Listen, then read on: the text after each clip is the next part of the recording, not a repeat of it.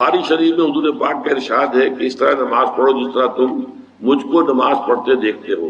سوال یہ کہ حضور نے کس طرح نماز پڑھی، جبکہ بخاری شریف میں حضور نے رفع یدین کی نماز پڑھی ہے۔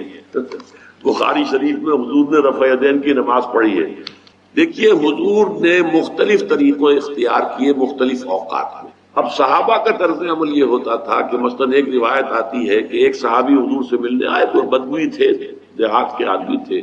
انہوں نے حضور کو دیکھا کہ آپ کا گریبان کھلا ہوا تھا، آپ نے بٹن لگائے ہوئے نہیں تھے۔ پھر انہوں نے ساری عمر اپنے گریبان کے بٹن نہیں لگائے کہ میں نے محمد کو اس طرح دیکھا ہے صلی اللہ علیہ وسلم۔ اب یہ ان کا جذبہ ہے، ان کی نیکی ہے، اتباع کا جذبہ ہے۔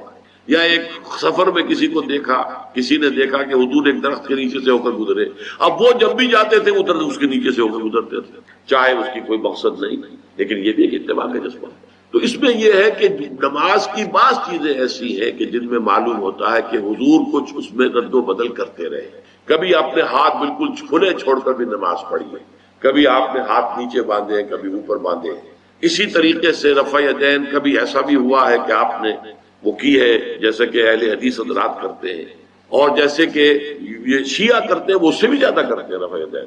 اہل حدیث سے آگے ہیں، وہ بہت آگے ہیں رفع یدین کے اندر۔ اور ایک رائے یہ ہے کہ حضور نے آخری زمانے میں آ کر سارے رفع یدین چھوڑ دیے تھے سوائے یہی جو تکبیر تحریمہ کے بعد۔ اب یہ روایات، اب یہ بحث ہو جائے گی علمی، کس روایت کا کیا مقام ہے، کس کی کیا حیثیت ہے۔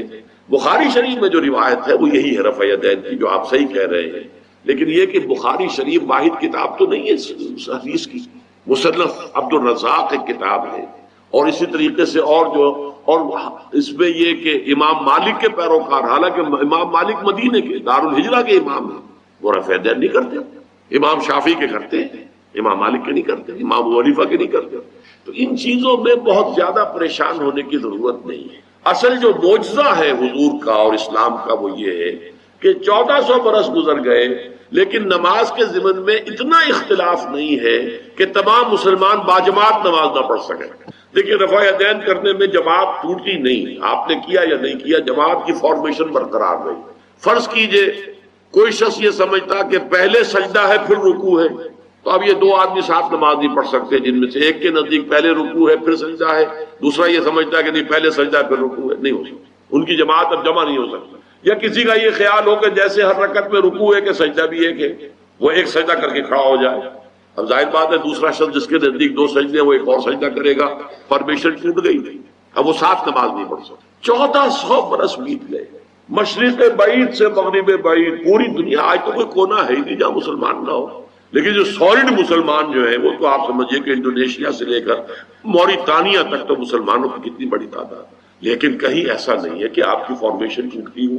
کوئی ایسا مسلک نہیں ہے جس میں یہ خیال ہو کہ مغرب کی رکعت میں 2 ہیں جیسے فجر کی ہے، نہیں، کوئی 3 رکعتیں ہیں۔ کوئی ایسا مسلک نہیں جس میں یہ معلوم ہو کہ فجر کی رکعتیں 3 ہیں 2 نہیں ہے، کوئی نہیں۔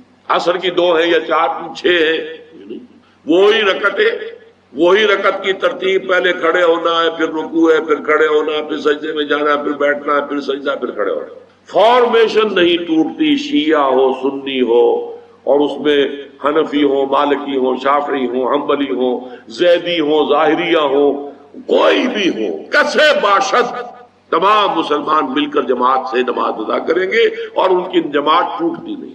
یہ ہے جس کو ہمیں سمجھنا چاہیے۔ یہ کیوں ہے؟ صلو کما رأیتمونی اصلی، کہ حضور کی کو جس طرح دیکھا صحابہ نے نماز پڑھتے ہوئے ویسے نماز پڑھ رہے ہیں، صحابہ نے ویسے نماز پڑھی، پھر آپ کے بعد تابعین نے اسی طریقے سے نماز پڑھی، پھر اس کے بعد تبع تابعین نے پڑھی، نسل بعد نسل منتقل ہو رہا۔ باقی تھوڑا اختلاف اگر ہے تو اس کے لیے زیادہ پریشان نہیں ہونا چاہیے۔ معزز حاضرین اور محترم خواتین، السلام علیکم ورحمۃ اللہ وبرکاتہ۔ آپ کے علم میں اس سے پہلے بھی آ چکا ہوگا اور ابھی بھی آپ کو یاد دہانی کرا دی گئی ہے کہ میری گفتگو کا موضوع ہے اللہ تعالیٰ کا انسانوں سے واحد مطالبہ۔ آپ حضرات میں سے بہت سے لوگ حیران بھی ہوئے ہوں گے کہ واحد مطالبہ کیا معنی؟ اللہ کے تو مطالبے بہت ہیں، نماز پڑھو 5 وقت، روزہ رکھو رمضان کا، صاحب نصاب ہو تو زکوٰۃ ادا کرو، اور صاحب استطاعت ہو تو حج کرو، اپنا مال خرچ کرو اللہ کی راہ میں، خنزیر مت کھاؤ، مردار مت کھاؤ، خون مت کھاؤ، اور جو چیزیں اللہ کے سوا کسی اور کے نام پر ذبح کی گئی ہوں ان کا گوشت مت کھاؤ، شراب نہ پیو، سود مت کھاؤ، جوا مت کھیلو، شریعت کے احکام جتنے بھی ہیں وہ اللہ کے مطالبات ہیں. لیکن مسئلہ یہ ہے کہ اگر ہم ایک لفظ میں کہنا چاہیں کہ ہمارا رب ہم سے کیا چاہتا ہے، ایک لفظ، اس کے لیے میں آپ کو ایک حدیث بھی سنا دوں. ایک بدو صحابی حضور کی خدمت میں حاضر ہوئے، دیہاتی تھے. انہوں نے عرض کیا کہ اے اللہ کے رسول، میں زیادہ باتیں نہ سمجھ سکتا ہوں نہ یاد رکھ سکتا ہوں، مجھے تو بس کوئی ایک بات ایسی بتا دو کہ میں اس کو مضبوطی سے تھام لوں اور میری نجات ہو جائے. حضور نے یہ نہیں فرمایا کہ یہ تم کیا بے وقوفی والا سوال کر رہے ہو، تو ایک بات تو نہیں ہے، دین کی تو بہت سی باتیں. آپ نے تو ہمیں بھی اصول بتایا ہے کہ کلموا الناس علی قدر عقولہم، لوگوں سے گفتگو کیا کرو ان کی عقل اور فہم کے مطابق. لہذا آپ نے جواب دیا قل آمنت باللہ ثم استقم، بات ختم. کہو میں ایمان لایا اللہ پر، پھر اس پر جم جاؤ. اب یہ کہنا تو آسان ہے میں اللہ پر ایمان لایا، لیکن جم جانا، ثم استقم، اس استقامت میں قیامت مضمر ہے. اسی طرح ایک لفظ میں اگر آپ اللہ تعالیٰ کے تمام احکام کو جمع کرنا چاہیں تو وہ لفظ عبادت. ابھی میں نے سب سے پہلے آپ کو سورہ نوح کی ابتدائی آیت سنائی. اللہ فرماتا ہے انا ارسلنا نوحا الی قومہ، ہم نے بھیجا تھا نوح کو اس کی قوم کی طرف، ان انذر قومک من قبل ان یاتیہم عذاب الیم، کہ اپنی قوم کو خبردار کر دو اس سے پہلے کہ دردناک عذاب آ جائے. اس حکم پر عمل کرتے ہوئے حضرت نوح نے کیا کہا؟ یا قوم اعبدوا اللہ واتقوہ واطیعون، اے میری قوم کے لوگوں اللہ کی عبادت کرو، اس کا تقوی اختیار کرو اور میری اطاعت کرو. تو آپ نے دیکھا ہوگا کہ مکی صورتوں میں، سورہ اعراف میں، سورہ یونس میں، سورہ شعراء میں بار بار اولو العزم رسول جو ہیں اللہ کے، حضرت نوح علیہ السلام، حضرت ہود علیہ السلام، حضرت صالح علیہ السلام، حضرت لوط علیہ السلام، حضرت شعیب علیہ السلام، حضرت ابراہیم علیہ السلام، حضرت موسیٰ علیہ السلام، حضرت عیسیٰ علیہ السلام، ان سب کی دعوت ایک ہے، یا قوم اعبدوا اللہ ما لکم من الہ غیرہ، اے میری قوم کے لوگوں اللہ کی عبادت کرو، اس کے سوا تمہارا کوئی معبود نہیں ہے. کہیں الفاظ آتے ہیں یا قوم اعبدوا اللہ واطیعون، اے میری قوم کے لوگوں اللہ کی عبادت کرو اور میری اطاعت کرو. تو ایک لفظ اگر ہے تو عبادت. اسی لیے میں نے آپ کو تیسری آیت سنائی سورہ زاریات کی، وما خلقت الجن والانس الا لیعبدون، میں نے جنوں اور انسانوں کو نہیں پیدا کیا مگر صرف اس لیے کہ میری عبادت کرے. گویا کہ غرض تخلیق آدم، انسانوں کی تخلیق کا مقصد یہ ہے کہ وہ اللہ کی عبادت کرے. کس قدر اہم لفظ ہے. اسی کے لیے اس کی ترجمانی کرتے ہوئے کہا تھا شیخ سعدی رحمۃ اللہ علیہ نے، زندگی آمد برائے بندگی، زندگی بے بندگی شرمندگی. یہ میں آپ کو بتاؤں گا کہ عبادت کا سب سے بڑا حصہ جو ہے بندگی ہے، غلامی ہے، اطاعت ہے. تو انسان کا مقصد تخلیق عبادت ہے. البتہ اس میں جو بات سمجھنے کی ہے وہ یہ ہے عبادت ہمہ تن، ہمہ وقت، ہمہ وجوہ درکار ہے. اللہ کی بندگی، اللہ کی غلامی، اللہ کی عبادت، اس کا تقاضا کیا ہے؟ ہر وقت، ہر آن، ہر لحظہ، ہر معاملے میں اللہ کا حکم مانا. اس لیے کہ عبد کہتے تھے غلام کو. آج کل غلامی کا وہ تصور دنیا میں کہیں نہیں ہے. غلام اپنے آقا کی ملکیت ہوتا تھا. غلام کو جب چاہے آقا قتل کر دیتا تھا، اس پر کوئی مقدمہ نہیں تھا، نہ 302 کا، نہ 303 کا، نہ 304 کا، کوئی مقدمہ نہیں. بالکل ایسے جیسے آپ کی بکری ہو، آپ اس کو ذبح کریں، گوشت کھائیں، بانٹیں اپنے دوستوں میں، تو کوئی آپ سے پوچھ سکتا ہے بکری کیوں ذبح کی؟ اسی طرح آقا جو ہے اپنے غلام کو اگر ذبح کرتا تھا تو کوئی اس سے نہیں پوچھتا تھا کہ تم نے کیوں کیا، اس لیے کہ میرا غلام ہے، میرا غلام تھا، میں نے اس کو ذبح کر دیا. اچھا، آج ہمارے ذہن میں سب سے بڑا نقشہ آتا ہے ملازم کا. یہ ملازم جو ہے، جس نے ملازم رکھا ہے، امپلائر اور امپلائی ریلیشن شپ کیا ہے، زیادہ سے زیادہ وہی ہمارے سامنے آتا ہے. لیکن اس میں آپ نوٹ کریں گے کہ ملازم ہمہ وقت نہیں ہوتا، اس کی ملازمت کا وقت مقرر ہے. پہرہ دار ہے، 12 گھنٹے پہرہ دے گا رات کو، اس کے بعد جا کے سوئے گا. اگر وہ کھانا پکانے والا ہے، کھانا پکائے گا. کوئی اور کام آپ نہیں کہہ سکتے. آپ کہیں جا کے میرا ٹوائلٹ صاف کراؤ، وہ صاف کہہ دے گا جناب میں آپ کا خانسامہ ہوں، میں آپ کا کھانا پکانے کے لیے ملازم ہوا ہوں، ٹوائلٹ صاف کرنے کے لیے تو نہیں ہوا.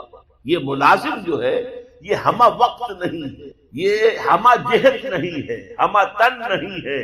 لیکن غلام جو ہوتا تھا، غلام کسی وقت بھی انکار نہیں کر سکتا. رات کو 12-1 بجے آقا حکم دے وہ اس کو پورا کرنا ہوگا، جو حکم دے پورا کرنا ہوگا. لہذا اس غلامی کا تصور کیجئے. عبد سے بنا عبادت، جیسے بندہ، فارسی میں عبد کا لفظ کیا ہے؟ بندہ. بندہ و آقا، تمیز بندہ و آقا فساد آدمیت ہے. لیکن وہ بندہ جو ہے جس سے بندگی بنا ہے، تو میں نے ابھی آپ کو شعر سنا دیا، زندگی آمد برائے بندگی، زندگی بے بندگی شرمندگی. تمہیں تو پیدا ہی کیا گیا اس لیے کہ ہماری عبادت کرو، تمہارا مقصد تخلیق یہ ہے کہ ہماری عبادت کرو. تو یہ عبادت ہے ہمہ تن، ہمہ وقت، ہمہ وجوہ، اللہ کی اطاعت، اللہ کی غلامی، اللہ کی بندگی. بدقسمتی سے ہمارے ہاں تصور، ہمارا جب زوال شروع ہوا ہے تو یہ کوئی 2-4 صدی کی بات نہیں ہے، 1000 سال سے ہمارا زوال زوال زوال زوال زوال چلا آ رہا. اس زوال میں ہمارے مفہوم بدل گئے، ہمارے معنی بدل گئے، الفاظ کے، اصطلاحات کا مفہوم تبدیل ہو گیا ہے.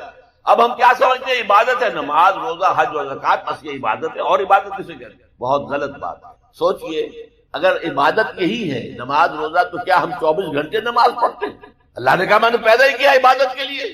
تو کیا 24 گھنٹے روزہ رکھتے ہیں؟ کیا 12 مہینے روزہ رکھتے ہیں؟ کیا ہر وقت 24 گھنٹے نماز پڑھتے ہیں؟ نہیں. یہ نماز، روزہ، زکوٰۃ، حج، یہ عبادات تو ہیں. وہ اصل عبادت ہے بندگی، اطاعت، غلامی، جو ہمہ وقت ہے، ہول ٹائم، ہمہ جہد، ہمہ وجوہ، اللہ کی اطاعت. البتہ اس میں ایک چیز کا اضافہ ہے، اطاعت مجبوراً بھی ہوتی ہے. آج سے 60 سال پہلے انگریز حکمران تھا ہم پر، ہمیں اس کی اطاعت کرنی پڑتی تھی، لیکن ہمیں انگریز سے محبت تو نہیں تھی نا. اسی طرح بنی اسرائیل غلام تھے آل فرعون کے، حکم تو مانتے تھے، بیگار میں پکڑے جاتے تھے، کام کرتے تھے، جانے بھی دیتے تھے، لیکن وہ فرعون سے محبت تو نہیں کرتے تھے نا. لہذا عبادت جب اللہ کی ہوگی وہ صرف اطاعت نہیں ہوگی بلکہ محبت کے ساتھ اطاعت کی جائے، ہمہ وقت، ہمہ تن، ہمہ وجوہ، لیکن انتہائی درجے میں اللہ سے محبت کے ساتھ. یہی وجہ ہے کہ 2 بڑی عظیم شخصیتیں، امام ابن تیمیہ اور حافظ ابن قیم رحمۃ اللہ علیہما، ان دونوں نے جو ڈیفینیشن کی ہے، ہاؤ ٹو ڈیفائن عبادت، عبادت ہے کیا، تو حافظ ابن قیم کہتے ہیں العبادت تجمع اصلین، 2 چیزوں کو جمع کرنے سے عبادت بنتی، غایت الحب وغایت الذل والخضوع، حد درجے میں اللہ سے محبت کرنا اور حد درجے میں اس کے سامنے جھک جانا، بچ جانا، جو فرمان ہو حاضر. البتہ یہ ہے نوٹ، عبادت کا چونکہ جو جسم ہے وہ ہے اطاعت. جیسے میرا یہ جسم ہے 2.5 من کا بدن ہے، اس کی اصل حقیقت وہ جان ہے. وہ جان نہ ہو تو جلد از جلد نہلا کے دھلا کے کفن پہنا کے قبر میں اتار دیں کہ کہیں خام خواہ جسم جو ہے گل پھٹ نہ جائے. اصل سے جان ہے، جان تو نظر نہیں آتی، نظر تو جسم آتا ہے. لہذا اطاعت کا جو جسم ہے وہ ہے عبادت کا جسم ہے اطاعت، وہ نظر آتا ہے. اللہ کا حکم ہے نماز پڑھو، نماز پڑھتے نظر آتا ہے کہ نہیں؟ اللہ کا حکم ہے روزہ رکھو، ہم نے روزہ رکھا تو سامنے معلوم ہو گیا کہ نہیں روزہ رکھا. اللہ کا حکم ہے زکوٰۃ دو، تو ہم زکوٰۃ دیتے ہیں تو لوگوں کو پتہ چلتا ہے کہ ہم نے زکوٰۃ دی. اللہ کا حکم ہے کہ اگر صاحب استطاعت ہو تو حج کرو، تو جب ہم حج کرتے ہیں لوگوں کو نظر آتا ہے کہ ہم حج کرتے. لیکن یہ عبادت تب بنے جبکہ اس میں حد درجے کی محبت شامل ہو. الا لا ایمان لمن لا محبت له، الا لا ایمان لمن لا محبت له، الا لا ایمان لمن لا محبت له. یہ محبت نہیں ہے، اس کا کوئی ایمان نہیں. محبت اللہ کی نمبر 1 اور محبت اس کے رسول کی نمبر 2. محبتیں ہوں تو ایمان ہے. قرآن میں فرمایا گیا الذین آمنوا اشد حبا للہ، اشد حبا للہ. اشد کا لفظ آپ جانتے ہیں شدید ترین. جو واقعی صاحب ایمان ہے وہ شدید ترین محبت کرتے ہیں اللہ کے ساتھ. اور رسول نے اپنے بارے میں فرما دیا بہت خوب، لا یؤمن احدکم حتی اکون احب الیہ من والدہ وولدہ والناس اجمعین. سے کوئی شخص مومن نہیں ہو سکتا جب تک کہ میں اسے اس کے باپ سے، اس کے بیٹے سے اور تمام انسانوں سے زیادہ محبوب نہ ہو جاؤں. یہ محبت نظر تو نہیں آتی، نظر آئے گی اطاعت کہ آپ نے اللہ کا حکم مانا، رسول کا حکم مانا. لیکن یہ اطاعت عبادت تب بنے گی جبکہ اللہ کی محبت کے جذبار ہو کر اللہ کی اطاعت. چنانچہ قرآن میں اس کی بڑی عمدہ مثال ہے.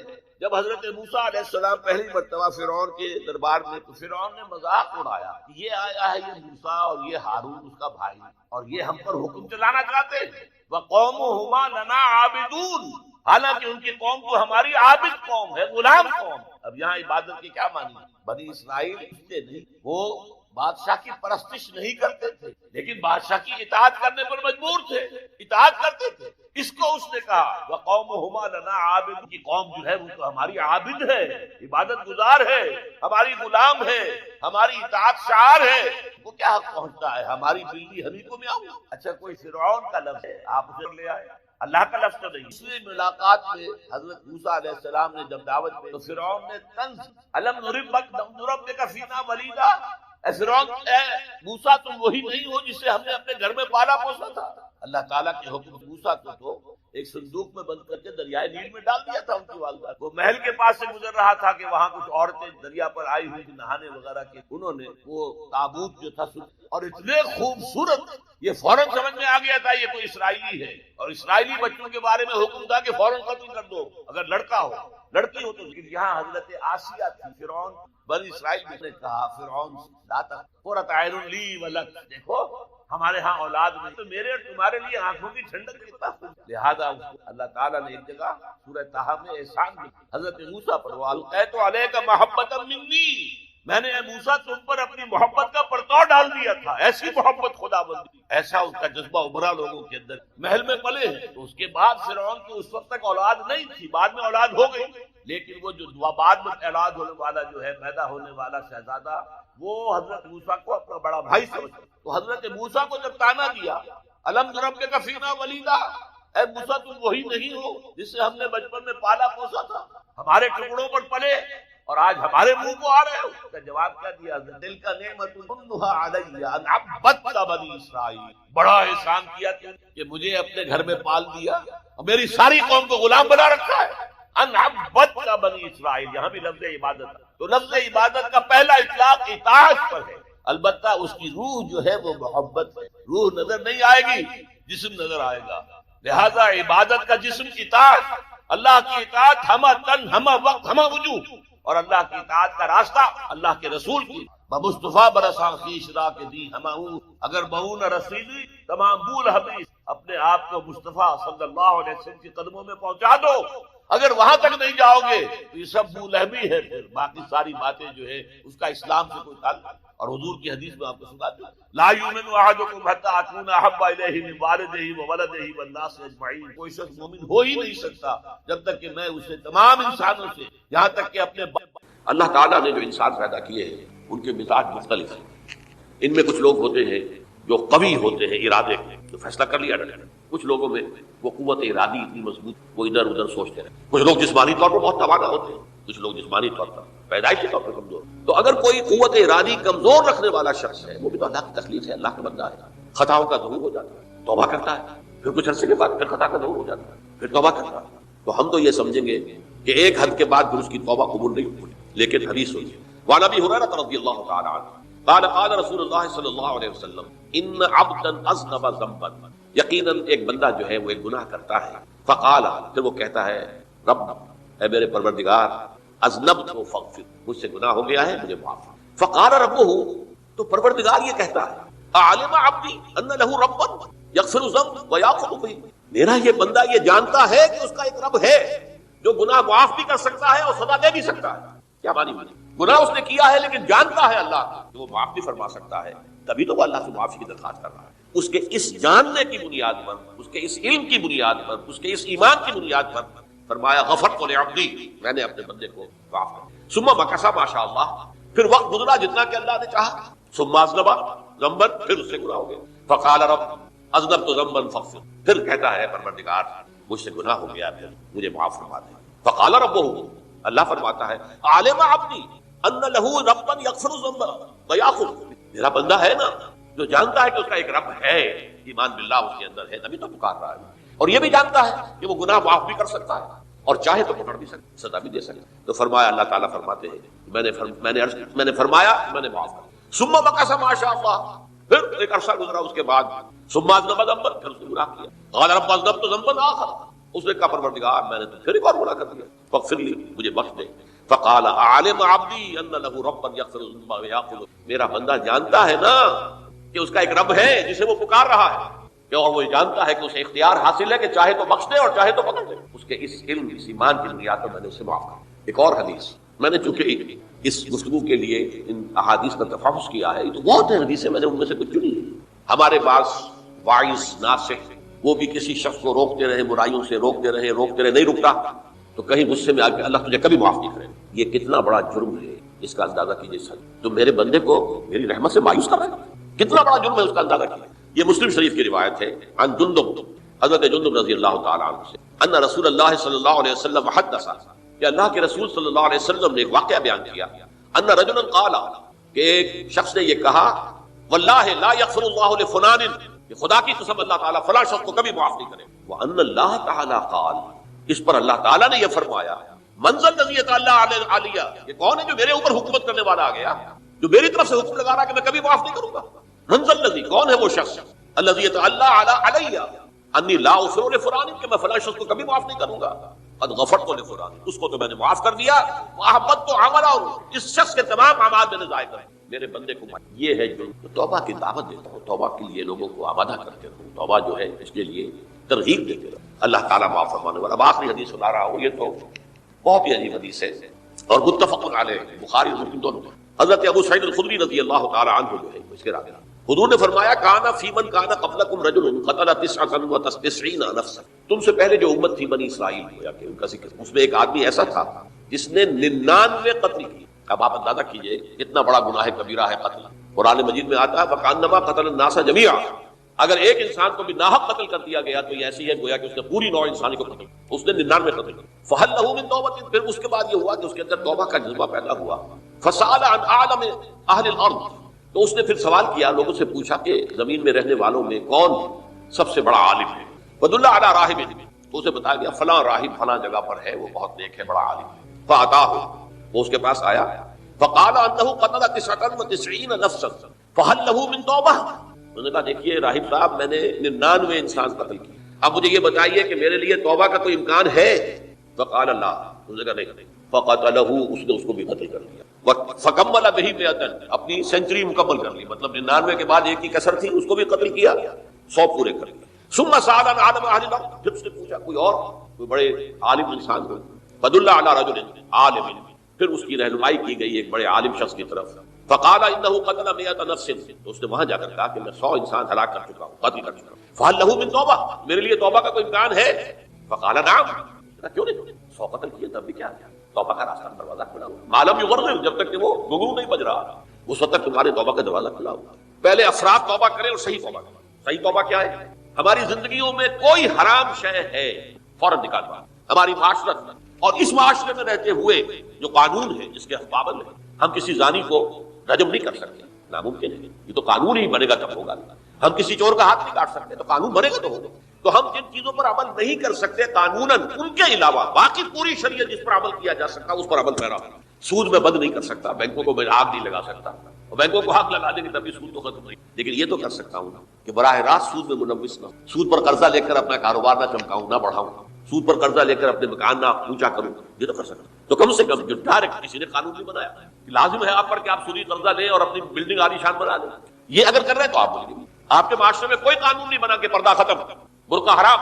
مصر یہ ترکی میں تو کر دیا گیا برقع حرام، وہاں تو سر کو اوپر جو ہے ڈھانپنا جو ہے، اسکارف لینا بھی ممنوع. یہاں تو نہیں ہے. پھر یہاں جنہوں نے چھوڑا ہے مجرم خود ہے. یہاں تو اللہ کا شکر ہے کوئی ایسا مصطفیٰ کمال پیدا آج تک نہیں ہوا ہے کہ جس نے ان چیزوں کا حکم دیا. ہاں ترغیب ہے، ذرائع ابلاغ کے ذریعے سے، فحاشی ہے، اریانی ہے، لیکن چوز آپ خود کرتے ہیں، فیصلے کا اختیار آپ کا اپنا ہے. تو جن چیزوں کے اندر بھی گناہ سے بچنے کا امکان ہے اس کو عملاً ترک کیا جائے. اور نمبر 2، عزم مصمم کر لیا جائے کہ اللہ اب بقیہ زندگی جتنی بھی ہے اس میں اپنی توانائیاں، اپنی قوتیں، اپنی صلاحیتیں سب کروں گا تیرے دین کی تبلیغ اور تیرے دین کے قائم کرنے کی جدوجہد. یہ سلطنت خدا داد پاک اور اللہ ہے خاص ہے خاصان رسول وقت دعا ہے امت میں تیری آخ یا جب وقت پر. میں اپنے احساسات جو ہیں آپ کے سامنے الفاظ میں بیان نہیں کر سکتا. یہ جب یروشلم کی تباہی ہوئی تھی جس کا میں نے ذکر کیا ہے، 6 لاکھ انسان قتل ہوئے تھے اور 6 لاکھ کو نبوکدنضر جو تھا وہ ہانک کر بھیڑوں بکریوں کی طرح بیبیلونیا لے گیا تھا. اس سے پہلے کتنے ہی نبی اہل کتاب تھے، وہ کہتے رہے تھے کہ ہوش کرو، توبہ کر لو.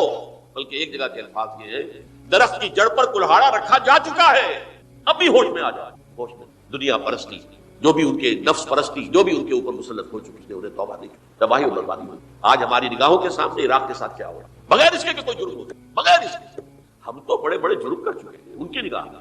نان پرولیفریشن ٹریٹی جو ہے اس کے خلاف ہمارا عمل جا رہا ہے پوری دنیا کے اندر. انہوں نے کہا کہ ہم اس کو ایٹمی صلاحیت کو نہیں پھیلنے دیں. وہ ایک خاص وقت میں افغانستان میں انہیں ہماری ضرورت تھی اپنے اصل دشمن یو ایس ایس آر اپنے مقابل کی طاقت کو ختم کرنے کے لیے. اس وقت انہوں نے اپنا منہ جو ہے پھیر لیا تھا, نہیں دیکھا تھا, اور ہمارے ہاں اللہ کی یہ رحمت آ گئی کہ ایٹمی صلاحیت بھی حاصل ہے. اور پوری دنیا میں شاہ عبداللہ نے کہا تھا, پرنس عبداللہ نے, کہ یہ آپ کا نہیں ہے. یہ جو نواز شریف صاحب سے جب اس کا ہم نے دھماکہ کیا, یہ بم آپ کا نہیں ہے, یہ پوری امت مسلم. کیسے یہ برداشت کر سکتے یہودی اور یہودیوں کے اعلی کار عیسائی, خاص طور پر Protestants, west white Anglo Saxon Protestants. تو سمجھ لیجئے کہ پاکستان کی جڑوں پر تیشہ رکھا جائے. یہ میرے احساسات کی اس سے کم میں تعبیر ہو نہیں سکتی, لیکن اب بھی امکان ہے, اب بھی امکان ہے, اب بھی امکان ہے. توبہ کرو, توبہ کراؤ, مل جل کر طاقت بنو, کوشش کرو کہ یہاں اسلام کا نظام آ جائے. اور اس اسلام میں بھی دعا کرو اللہ تعالیٰ, اللہ ہمیں مہلت عطا فرما, ہمیں کچھ اور مہلت عطا فرما, اللہ ہمیں کچھ اور مہلت عطا فرما. بارک اللہ لی و لکم فی القرآن العظیم و نفعنی و ایاکم بالآیات